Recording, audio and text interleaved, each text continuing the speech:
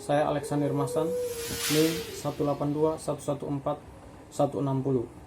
Di sini saya mau mempresentasikan bahan audit mengenai penerimaan klien. Yang pertama adalah penerimaan klien. Tahap penerimaan klien dalam audit memiliki dua tujuan. Yang pertama, pemeriksaan klien yang diajukan untuk menentukan apakah terdapat alasan untuk menolak penugasan. Yang kedua, meyakinkan klien untuk memperkerjakan auditor. Adapun prosedur-prosedur dalam penerimaan klien. Yang pertama adalah memperoleh pengetahuan terkait bisnis klien. Yang kedua, pemeriksaan persyaratan etika dan kompetensi teknis KAP. Yang ketiga, menentukan kemungkinan penggunaan para tenaga profesional lainnya. Yang kelima, komunikasi dengan auditor sebelumnya. Yang keenam, penyusunan proposal klien. Yang ketujuh, penugasan staf dan pengajuan syarat-syarat penugasan. Adapun auditor perlu berhati-hati dalam menentukan apakah klien dapat diterima. Tanggung jawab hukum dan profesional kantor akuntan publik menyatakan bahwa klien yang tidak memiliki integritas dapat menyebabkan permasalahan yang serius dan merugikan. Yang kedua adalah evaluasi latar belakang klien. Dari sudut pandang auditor, alasan-alasan utama untuk memperoleh penugasan adalah yang pertama, untuk mengevaluasi resiko penugasan terkait penerimaan penanganan tertentu, dan yang kedua untuk membantu auditor. Yang ketiga adalah sumber-sumber informasi untuk evaluasi klien. Yang pertama, informasi yang tersedia secara umum dengan metode pencarian terhadap media dan basis data pemerintah. Yang kedua, situs web klien dan pemerintah. Sumber yang kedua adalah pengalaman kantor akuntan publik dengan metode review atas dokumentasi dan berdiskusi dengan pengacara klien, bankir, manajer audit sebelumnya. Sumber yang ketiga adalah informasi dari klien dengan metode review atas dokumentasi klien serta diskusi dengan manajer dan staf. Yang keempat, 3 pengaruh utama atas keberlanjutan hubungan antar kantor akuntan publik. Konflik-konflik. Yang pertama, konflik-konflik yang pernah terjadi sebelumnya terkait audit, tipe opini, dan fee. Yang kedua, apakah terdapat litigasi yang tertunda antar auditor dan klien. Yang ketiga, keraguan yang cukup serius terkait integritas dan manajemen klien. Yang kelima adalah kemampuan memenuhi etika. Yang pertama, di dalam kemampuan memenuhi etika, persyaratan etika. Auditor akan memastikan bahwa para anggota tim audit dan kantor akuntan publik secara keseluruhan memenuhi persyaratan etika. Yang kedua, dari kemampuan memenuhi etika adalah litigasi dan independensi. Jika klien terlibat dalam litigasi dengan auditor keberlanjutan, proses audit atas klien dapat membahayakan independensi.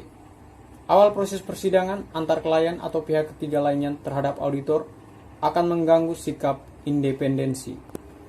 Bagian yang ketiga adalah kompetensi-kompetensi tertentu. Permasalahan terkait kompetensi tertentu membutuhkan pertimbangan dalam bentuk evaluasi klien di tahap proses penugasan sebelumnya. Berdasarkan situasi-situasi tertentu dari klien dan industrinya, auditor harus menentukan apakah keahlian yang dibutuhkan manajer industri, masalah standar akuntansi tertentu, atau keterampilan non-audit tertentu tersedia bagi tim audit. Yang keempat adalah rotasi rekan. Rekan-rekan audit di beberapa negara harus dirotasi setiap beberapa tahun tertentu, sebagaimana yang tercantum dalam European Union Guidelines. Rekan-rekan audit harus dirotasi setidaknya sekali setiap 7 tahun, dan Sarbanes-Oxley Act di Amerika Serikat mewajibkan rekan-rekan audit setidaknya dirotasi setiap 5 tahun. Yang kelima adalah audit kelompok usaha. Audit atas laporan keuangan kelompok usaha, termasuk pekerja auditor-auditor komponen, memberikan dukungan praktis kepada sejumlah auditor dalam mengaudit laporan-laporan keuangan kelompok usaha atau Group Financial Statement. Yang terakhir adalah penggunaan para profesional lain dalam audit. Dalam melakukan pencarian informasi terkait latar belakang klien, auditor mungkin menemukan bahwa auditor lainnya akan mengaudit sebagian laporan-laporan keuangan klien, atau bahwa tenaga ahli yang berasal dari luar seperti TI, ahli lingkungan perpajakan, mungkin perlu mengaudit klien secara lebih baik. Nama saya Evriana Nikala Bernasesa, NIM 182114149. Nah, di sini saya akan menjelaskan mengenai penggunaan pekerjaan auditor lainnya. Di sini merupakan bagian dari pencarian informasi terkait latar belakang klien, termasuk mempertimbangkan apakah auditor lainnya akan diperlukan untuk mengaudit komponen lainnya dalam bisnis. Yang pertama itu ada auditor kelompok usaha, yaitu bertanggung jawab dan menyatakan opini audit mengenai kewajaran laporan keuangan, yaitu di mana bertanggung jawab untuk menyatakan opini terkait apakah laporan-laporan keuangan kelompok usaha memberikan gambaran yang benar dan wajar atau telah disajikan secara wajar dalam seluruh aspek yang bersifat material sesuai dengan kerangka pelaporan yang berlaku. Lalu yang kedua, ada tanggung jawab audit, yaitu bila auditor menanggung sendiri tanggung jawab audit, auditor seharusnya mengacu pada auditor lainnya, kecuali jika diperbolehkan oleh standar nasional dan diizinkan oleh undang-undang atau regulasi nasional. Saat auditor atau kelompok usaha menanggung sendiri tanggung jawab untuk opini audit atas laporan keuangan kelompok usaha, auditor kelompok seharusnya mengacu pada auditor lainnya dalam laporan auditor atas laporan keuangan kelompok usaha. Lalu yang berikut ada dokumentasi. Nah, di sini auditor kelompok usaha harus mendokumentasi dalam kertas-kertas kerja auditor terkait hal-hal berikut. Yang pertama adalah analisis komponen, yaitu yang mengindikasi hal-hal yang dianggap penting dari tipe pekerjaan yang dilakukan atas informasi keuangan komponen-komponen. Lalu yang kedua ada sifat dasar, waktu dan ruang lingkup keterlibatan tim penugasan, yaitu di mana dalam pekerjaan yang dilakukan oleh auditor komponen pada komponen-komponen yang penting termasuk review penugasan kelompok usaha atas bagian-bagian relevan dari dokumentasi dan kesimpulan audit. Yang berikutnya ada komunikasi dengan auditor lain. Yang pertama itu permintaan izin dari klien. Nah, di sini permintaan izin dari klien ini sebaiknya dilakukan secara tertulis.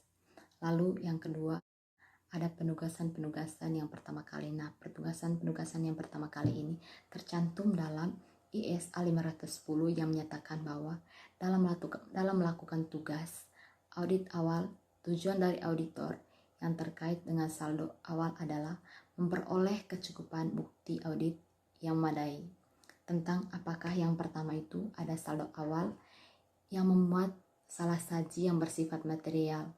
Lalu yang kedua ada kebijakan-kebijakan akuntansi yang tepat yang tercermin dalam saldo awal. Lalu yang berikut ada proposal penggunaan. Nah, di proposal penggunaan ini yang pertama itu ada aspek-aspek sejumlah prosedur untuk proposal penugasan itu tercantum dalam ISA 210 yang menyatakan bahwa menyepakati persyaratan penugasan audit, auditor dan klien harus memiliki pemahaman bersama tentang sifat dasar dari jasa-jasa audit yang dilakukannya. Lalu yang kedua itu ada referensi terhadap aspek-aspek kualitas dari proposal klien. Nah, ini termuat dalam ISO 9001 yang menyatakan bahwa yang menunjukkan kantor akuntan publik harus menetapkan dan mendokumentasikan kebijakan serta tujuan dari komitmen atau kualitas. Selanjutnya, proposal penugasan itu terdapat dua tipe dasar proposal penugasan. Yang pertama adalah proposal audit untuk melanjutkan hubungan dengan klien yang telah ada.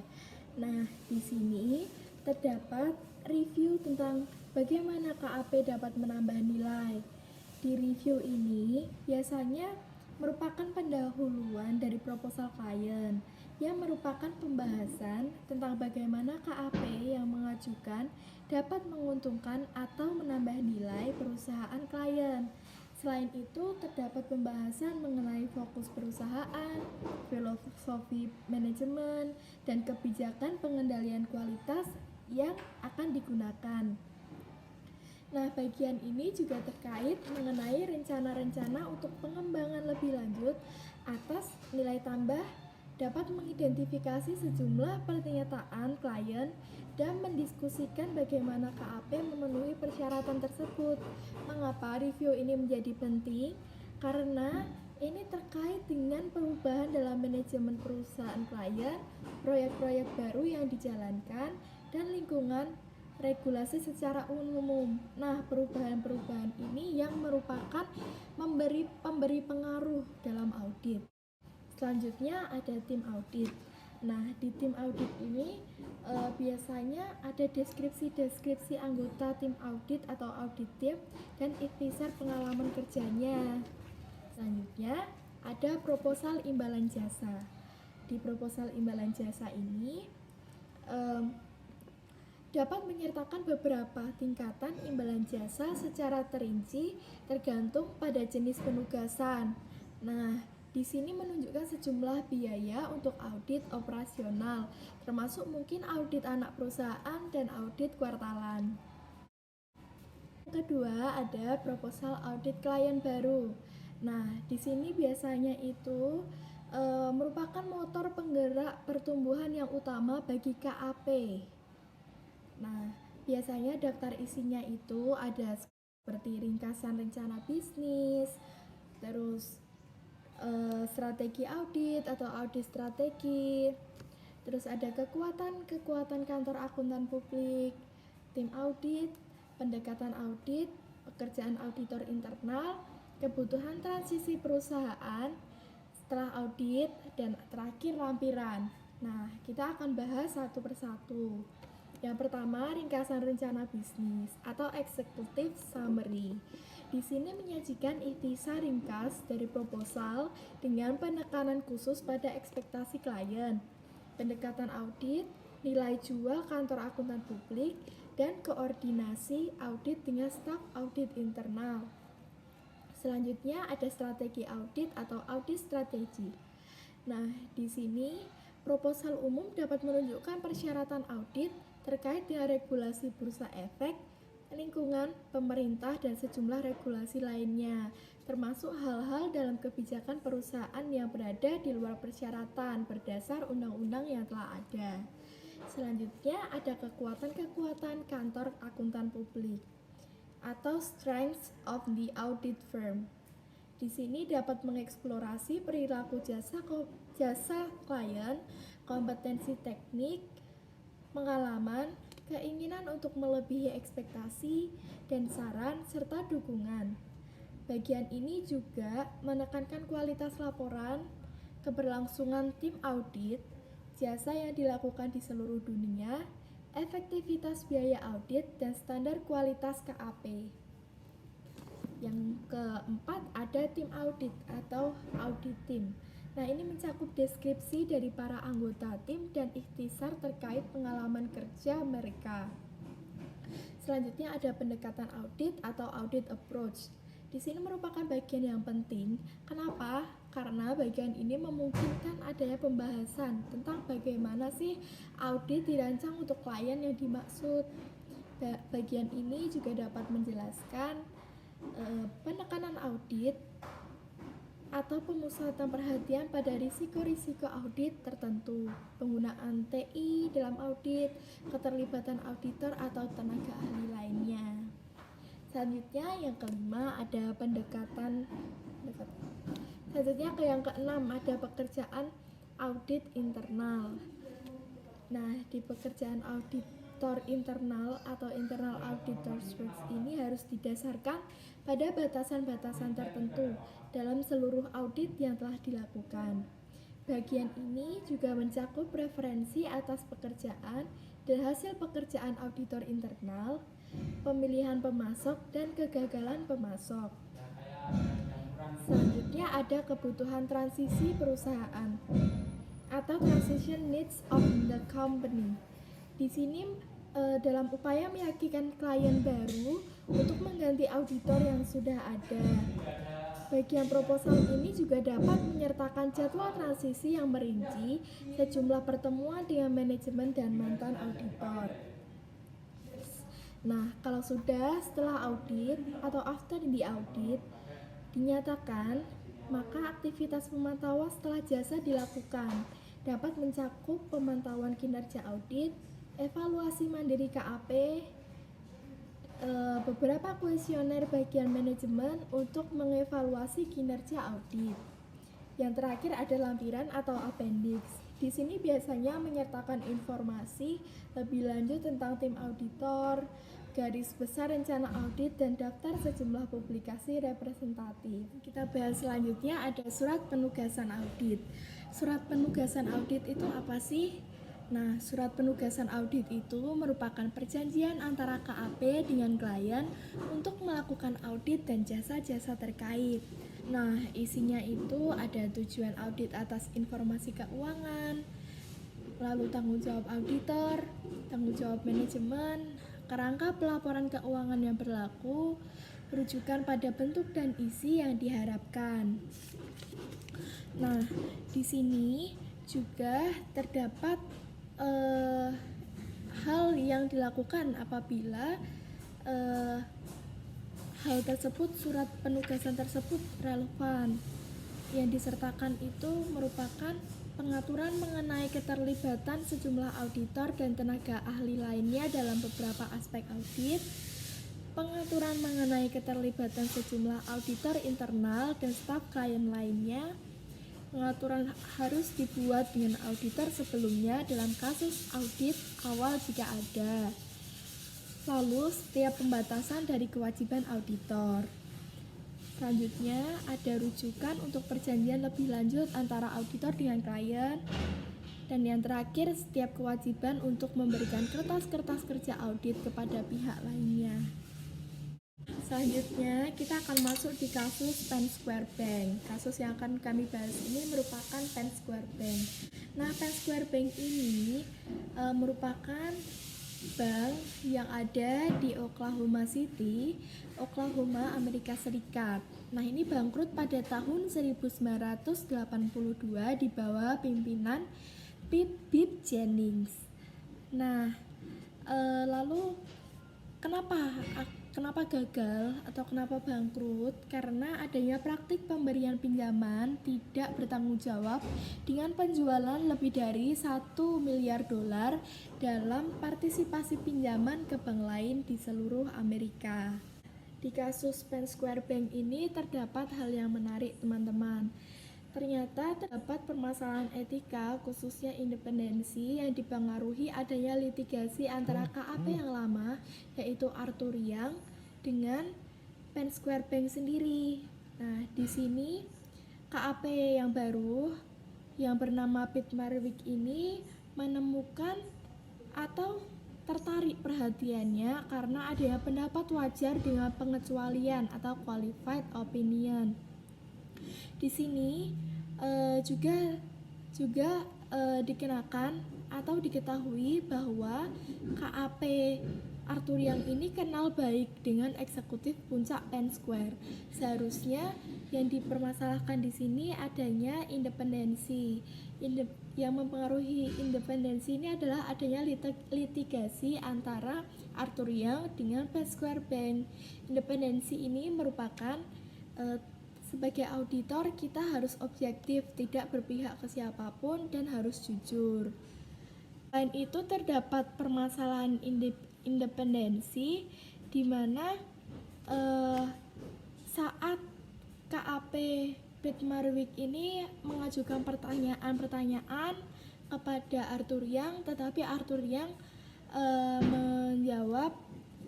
menjawab bahwa mereka telah terbebas dari sejumlah permasalahan penting, dan itu sehingga menjadi menarik perhatian kepada KAP auditor yang baru.